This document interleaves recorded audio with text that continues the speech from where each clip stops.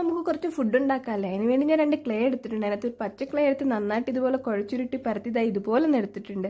അത് നമുക്ക് ഇലയാക്കി എടുക്കാൻ വേണ്ടിയായിട്ടോ റൗണ്ട് ഷേപ്പിൽ ഇലയുടെ ഷേപ്പിലാക്കി നമ്മൾ ഇതുപോലെ ഒന്ന് വരച്ചുകൂടെ കൊടുത്തിട്ടുണ്ട്.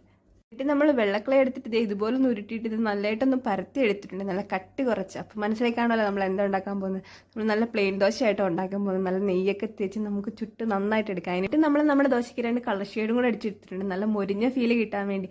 എന്നിട്ട് ഇത്രയേ ഉള്ളൂ. അപ്പം നമ്മുടെ ദോശ ഇവിടെ സെറ്റ് ആയിട്ടുണ്ടെങ്കിൽ നമുക്കിത് ചുരുട്ടി നമ്മുടെ ഇലയിൽ വെച്ച് കൊടുക്കാം. അപ്പം നമ്മുടെ പ്ലെയിൻ ദോശ നല്ല മൊരിയാൻ നമുക്ക് കിട്ടിയിട്ടുണ്ട്. അപ്പോൾ ഇനി നമുക്ക് കറി ഉണ്ടാക്കാൻ 2 ബൗളും കൂടെ ഞാൻ സെറ്റ് ആക്കിയിട്ടുണ്ട്. അങ്ങനെ നമ്മൾ കറിയും ആക്കി എടുത്തിട്ടുണ്ട്. അതിന് കുറച്ച് കടുവും കൂടെ വറുത്തിട്ടപ്പോൾ നമ്മുടെ ചമ്മന്തി സാമ്പാറും അടിപൊളിയാക്കി കിട്ടിയിട്ടുണ്ട്. പിന്നെ നമ്മൾ അതിൻ്റെ കൂടെ കഴിക്കുക ഒരു വടയും കൂടെ വെച്ച് കൊടുത്തപ്പോൾ നമ്മുടെ ദോശ സെറ്റ് നല്ല അടിപൊളിയായിട്ട് കിട്ടിയിട്ടുണ്ട് കേട്ടോ. നമുക്ക് അടുത്ത ഫുഡിൻ്റെ വീഡിയോ ഏത് വേണമെന്ന് നിങ്ങൾ കമൻറ്റ് ഇട്ടാൽ മതി. എന്തായാലും നമുക്ക് ഇത് ഫസ്റ്റ് പാർട്ടായിട്ട് ഇനിയുള്ളത് പാർട്ട് 2 അങ്ങനെ നമുക്ക് ഇട്ടു പോകാം കേട്ടോ. അപ്പോൾ നമ്മുടെ വീഡിയോ ഇഷ്ടപ്പെട്ടാൽ ലൈക്ക് ചെയ്യാനും സബ്സ്ക്രൈബ് ചെയ്യാനും മറക്കല്ലേ. പിന്നെ നമ്മൾ ഉണ്ടാക്കി വെച്ച് ഇഡലിയും കൂടെ നമ്മളിവിടെ സെറ്റ് ചെയ്ത് കൊടുക്കുന്നുണ്ട്. അപ്പോൾ ഇനിയുള്ള ഫുഡിൻ്റെ വീഡിയോസ് കാണാൻ നമ്മുടെ ചാനൽ എന്തായാലും ഒന്ന് സബ്സ്ക്രൈബ് ചെയ്ത് വെച്ചേരെ. അപ്പോൾ താങ്ക് യു ഫോർ വാച്ചിങ്.